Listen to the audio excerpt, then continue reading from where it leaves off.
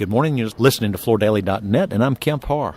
This morning, my guest is Gary Cissell with Bob's Carpet and Flooring Mart. Gary, how you doing? Kemp, I'm doing well. How are you? I'm great. It's been a little dry spell since I've interviewed you. Last time I talked to you was at an NFA meeting. We're here at the NFA meeting here the day before Surfaces in Las Vegas, and you've changed jobs, and you've gone from Nebraska Furniture Mart to Bob's Carpet and Flooring Mart, right? Yeah, I took a little time off to try to enjoy the world a little bit, and this offer came up, and I had an opportunity to move from minus 25 below to 65 every day, and I thought it would be a good opportunity, and I'm having a great time. Actually, we're Facebook friends, and I can see that you are enjoying the west coast of Florida. I should quit posting all those pictures of me by the pool then, because I get all this hate mail from my friends in Nebraska. Why don't we start out talking a little bit about Bob's? Give us a lay of the land, number of stores, and a little bit about the structure of Bob's. Sure. Bob's, we have 15 stores spread out throughout the greater Tampa Bay region, and the stores vary from anything from just sample stores to sample and stocking stores. We have 8 stocking locations, and then we have a headquarters that we stock a lot of product out of. And we service all categories except for rugs at the current time, but we're looking at rugs as a possibility. So we try to cater to all categories and particularly look at the different market segments in terms of demographics and try to reach those customers in all of our stores. All right, so residential replacement, multifamily, builder, all those sectors you serve. Yeah, probably some better than others. We probably serve the residential sector better than most, and a little bit of the multifamily and a little bit of the builder. But that, of course, focus is starting to mature and change as we move forward. Do you do a little Main Street commercial as well? We do Main Street commercial more than I had thought we did, and I'm getting into it now. I'm finding out there's actually quite a bit to do out there, and we're doing a pretty good share. You know, I've always been a fan of yours. I'm very impressed with your professionalism, and I bet coming down there, one of the first things you're doing is probably building your team, right? I mean, working on getting your team not only to feel like they're a team, but also getting them well-trained on kind of what their business is, right?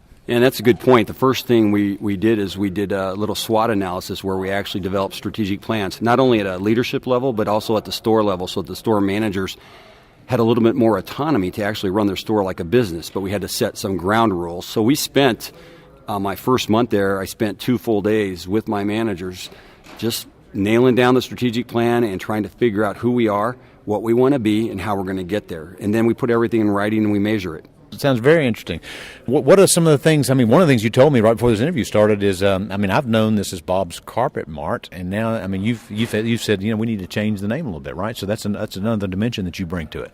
Yeah, I mean, Bob's Carpet Mart always connotates carpet, and when I looked at the sales, we're doing a lot more than just carpet, and we wanted to communicate to our customer base that carpet is certainly a strength, but we're also in the flooring business as well. So in our advertising, we just kind of slid the word "and flooring" in there so that the customers know that we're much more than just a carpet store. As you set your goals for 2014, and I'm sure you're looking for some strong growth, what are one of the 2 items that you want to try to do at Bob's? Well, besides just strong growth, which is, of course, a cornerstone to any plan, what we want to try to do is get our staff at the grassroots level involved in some of the decision-making process, including product, but most importantly, trying to figure out how to service our customer at a higher level.